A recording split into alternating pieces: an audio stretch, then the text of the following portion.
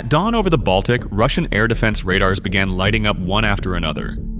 What they didn't know was that 15 low-flying drones, each no larger than a compact car, had crossed nearly 1,000 kilometers of hostile airspace, headed straight for one of Russia's most critical energy arteries, the port of Luga. It was supposed to be impenetrable. That morning, it became a battlefield. At 6:15 a.m. local time, a formation of 15 Ukrainian long-range drones entered the Gulf of Finland, flying barely above the waves. Their target, Luga, Russia's largest Baltic port, handled billions of dollars worth of refined petroleum and liquefied gas exports every month. Moscow had ringed it with surface-to-air missiles, radar stations, and electronic warfare vehicles. On paper, it was untouchable. In practice, Ukraine was about to challenge that assumption. The drones, Ukrainian-made UJ-26 Beaver strike models, had launched from secret sites in central Ukraine nearly 8 hours earlier.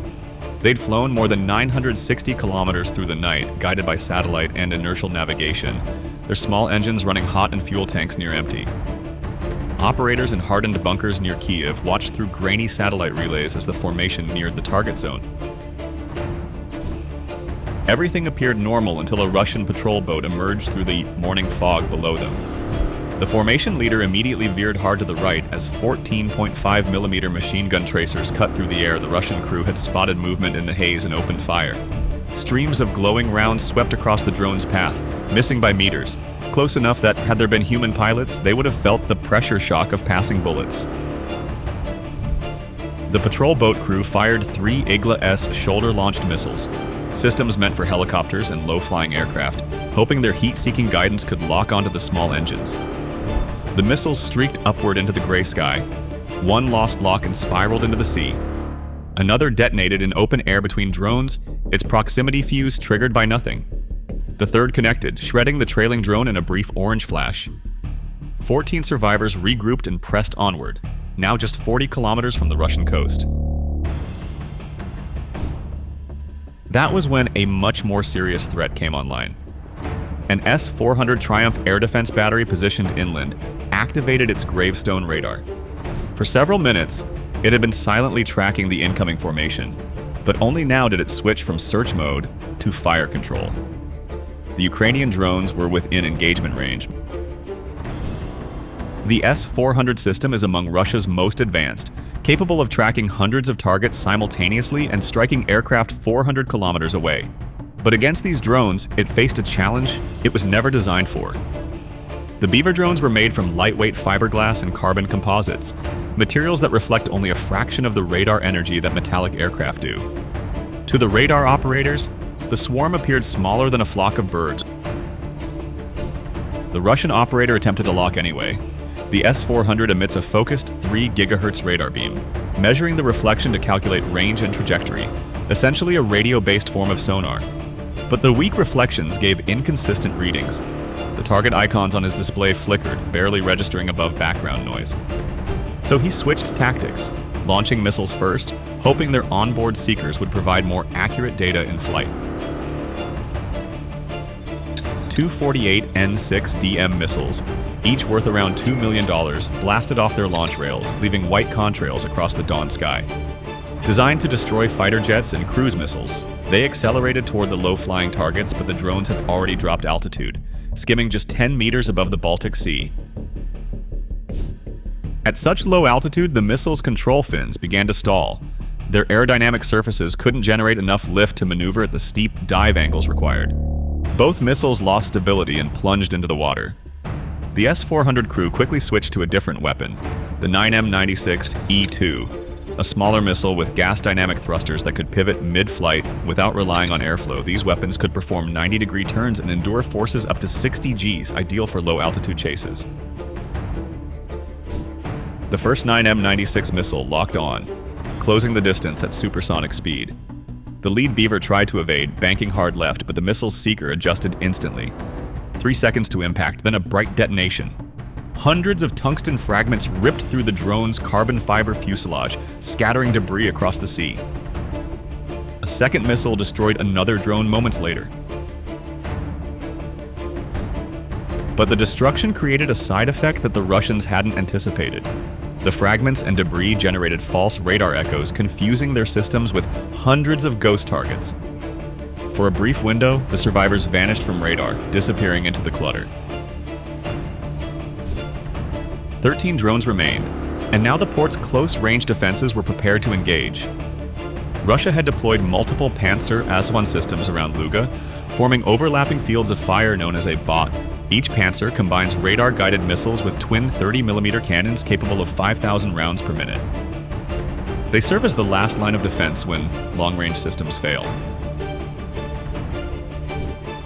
The first Panzer locked onto the approaching formation and fired a 57 E-6 missile at the lead drone. In response, the Ukrainians executed a pre-programmed wagon wheel maneuver, rotating around a central axis while advancing. This constant shifting of angles confused the missile's guidance algorithm, which relies on predicting target motion. The missile overshot and self-destructed. Switching tactics, the Russian gunner opened up with his twin cannons, saturating the air with explosive shells. Instead of aiming precisely, he filled a cubic volume of sky with lead. A beaten zone, 4 drones entered that space. 2 emerged on the other side, Modam. Now only 9 drones remained.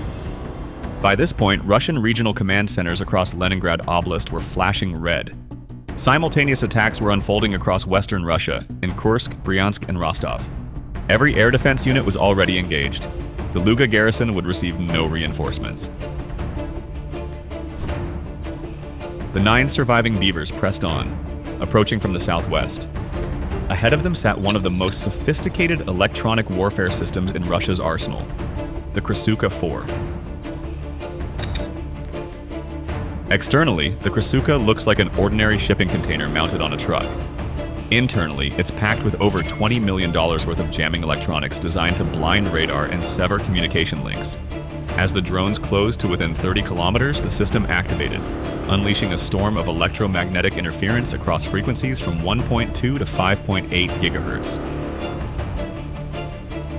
The operators employed a sweep and dwell method, scanning rapidly to locate active signals, then concentrating all power on those frequencies. Within seconds, they detected transmissions near 2.4 gigahertz and focused a powerful 20-watt beam in that band. Normally, that would sever the remote control link instantly. But these Ukrainian drones weren't relying solely on static radio channels.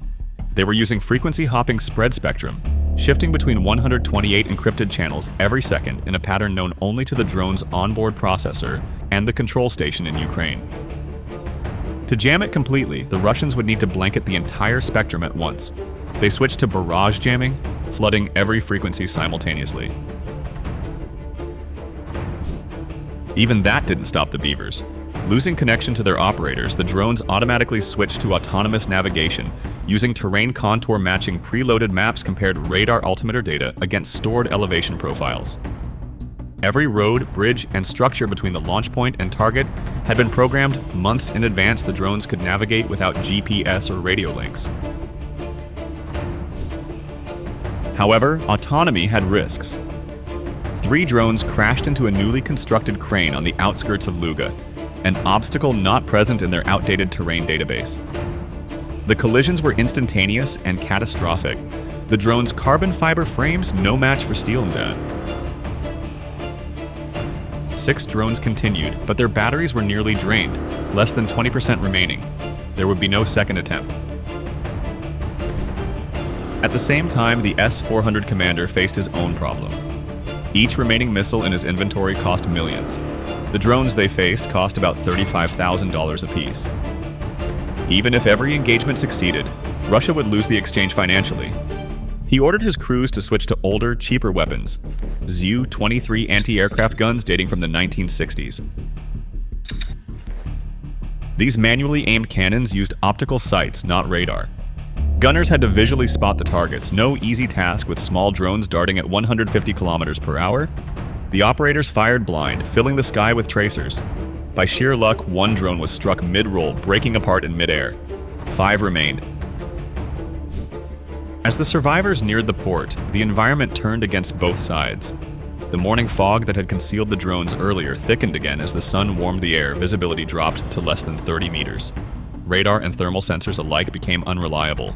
The defenders switched to firing at predicted approach paths, creating walls of projectiles at GPS coordinates where they expected the drones to appear.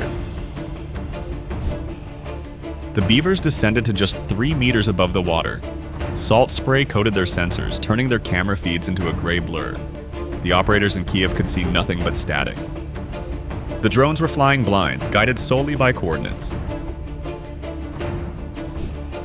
Desperate, Russian defenders activated GPS spoofers, transmitting false satellite signals to confuse navigation systems. 2 drones followed the fake coordinates and banked sharply into the water. 3 remained. These final drones relied on inertial navigation, gyroscopes, and accelerometers that estimated position without external signals. As they crossed into the port perimeter, Russian security forces armed with Igla-S missiles took positions on rooftops. These missiles used infrared seekers tuned to detect heat differences of half a degree. Against the warm fog and cool engines of the Beavers, lock-on was difficult. One Igla finally achieved a lock, detonating close enough to shred control surfaces. The drone spiraled down and crashed into a storage area to left. And Mi-8 helicopter joined the defense, its gunners firing PKM machine guns through the fog. The rotor's downwash, 60 kilometers per hour of turbulence, knocked one drone off course, but it also momentarily cleared the fog, giving the other drone a brief visual of its target, the cryogenic gas processing complex at Luga. Automatic safety systems at the facility detected unauthorized aircraft and triggered emergency venting. Massive quantities of methane and ethane were released to prevent overpressure in the tanks, an action that unintentionally filled the air with a highly flammable vapor cloud. Fire crews deployed industrial water cannons, each capable of punching through wood at 50 meters. One drone was caught in a water jet, shattered, and fell harmlessly onto concrete. The final drone, the 15th launch, the 6th survivor, and now the only one left, locked its thermal sensor onto a target colder than anything else in the area, the minus 163 degrees Celsius cryogenic fractionation unit. Switching to manual control via Iridium satellite, the operator accepted a 2-second delay in command response. Battery at 12%. The drone maneuvered through the maze of pipes and tanks, its small electric motor whining as it burned the last of its power. Russian troops fired rifles blindly. A shotgun pellet shattered the camera lens. The operator continued by telemetry alone. Altitude, speed, and bearing updating every 2 seconds. Battery at 8%, altitude 3 meters, speed 40 kilometers per hour. The drone dove toward the target, using gravity to maintain speed as its motors lost thrust. Below, invisible methane mixed with ethane and propane, forming an explosive mist.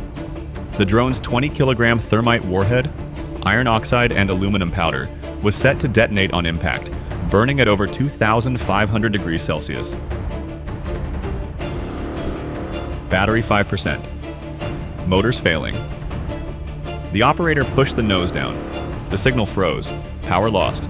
But momentum carried it the last 50 meters. The Beaver hit the base of the fractionation column precisely where intended. For a moment, there was silence. Then, a white-hot flare burst from the impact point. The thermite burned through the steel wall in 2 seconds, pressurized liquid hydrocarbons vaporized, causing a pressure shock that ruptured nearby pipelines. The released gases ignited instantly.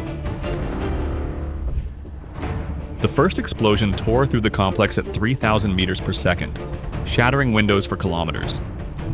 The resulting fireball rose over 200 meters into the air, visible from across the Gulf.